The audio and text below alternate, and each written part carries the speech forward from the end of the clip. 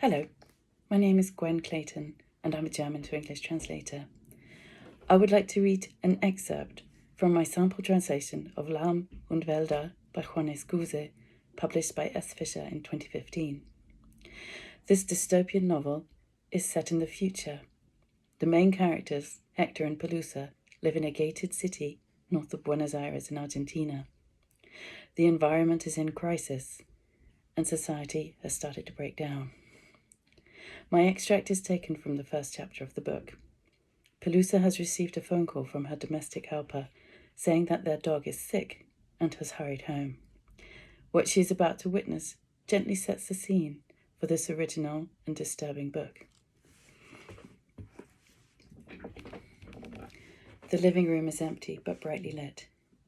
The splinters of a dropped plate lie on the large white tiles, and next to them a heap of freshly prepared pasta, from which splashes of tomato sauce have leapt onto cushions, table legs and chair legs, reminding Pelusa of pictures of car crashes. Despite this, the room is odourless.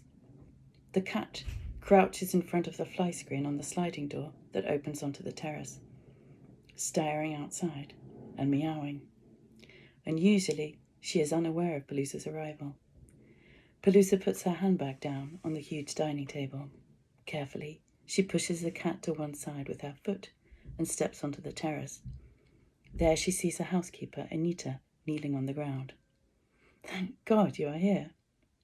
Her face gives Pelusa a shock. She has disgusting red blotches around her eyes. Small veins have burst, and her skin is as white as a sheet. She must have been crying for over an hour. She looks as if she might vomit at any moment. Anita is wearing her uniform. She stands up and embraces Pelusa, which provokes further tears. Her neck smells of limes and cream cleanser, and her fleshy body is warm. "It's been like this the whole time. The cat was crying so strangely. I went to have a look, and then the dog was making these peculiar sounds and couldn't stand up anymore. I think he's dying, Signora." Only now does Pelusa notice the nauseating smell on the terrace. She looks past Anita and sees the dog lying on its side.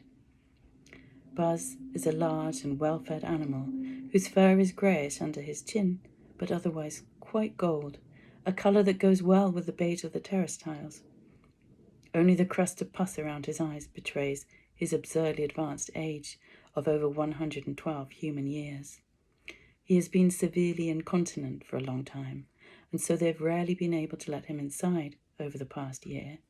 He's also almost deaf and blind, close to blind, confused enough to get lost in his own small garden and then run into a chair in panic or simply fall down. One night he stood on one of the upper steps of the pool, knee-deep in water and utterly disoriented, and barked for help until Pelusa and Hector rescued him and lifted him out of the water together. One of his hind legs has become paralysed with arthritis, so that he can only do his business in the garden. Since then, he stands up from his wicker bed, limps a few metres into the garden, describes a small circle, and then laboriously lowers his pelvis so that his hind legs rattle, only to relieve himself with eyes glazed and mouth agape, before finally returning to the terrace, quite exhausted, and throwing himself into his basket again, or just onto the grass.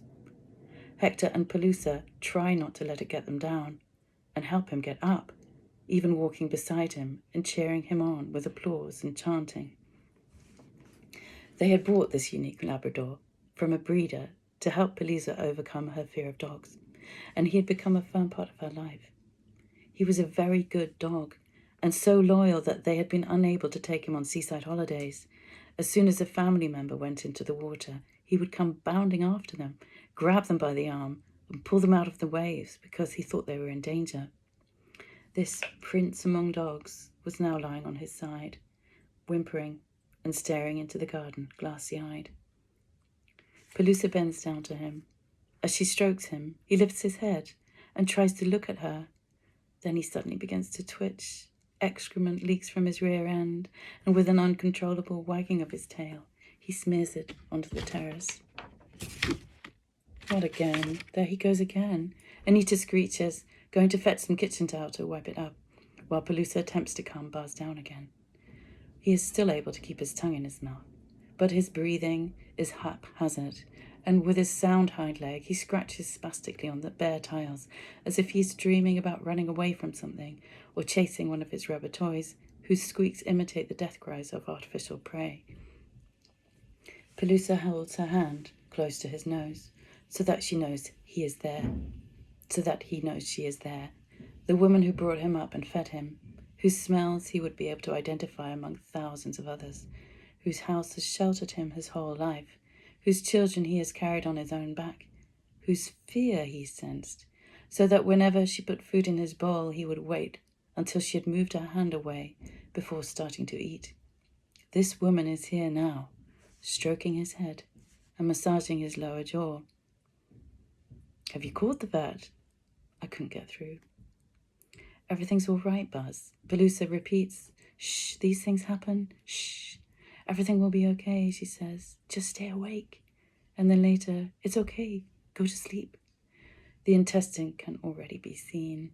It is slightly dried out and white, and slowly squeezes itself section by section out of the abdomen, as if it were the soul of the dog trying to escape the dying body. He's losing his bowels. The boys won't be able to bear this, Anita sobs. Oh, Henny has physio till 6, and Ignacio is just playing tennis. Should we fetch them? Just look at him. Now Buzz is wheezing. Pelusa goes into the living room to fetch a cushion to put under his head. We could put him in my car and drive him to the vet. Pelusa turns to face her housekeeper, shrugging, while new tears gather in Anita's eyes. Meanwhile, Buzz tries to stand up and bark. Immediately, both women bend down to him, touch their hands to his head, neck and sides, all over his body, until he calms down again. Hector is still on his company outing. So there's nothing we can do? Anita's body language spells resignation. Pelusa's eyes are starting to tear up too now. She is afraid. Buzz is going to die. What can it mean that this dog is dying? Pelusa asks herself. Surely this must mean something.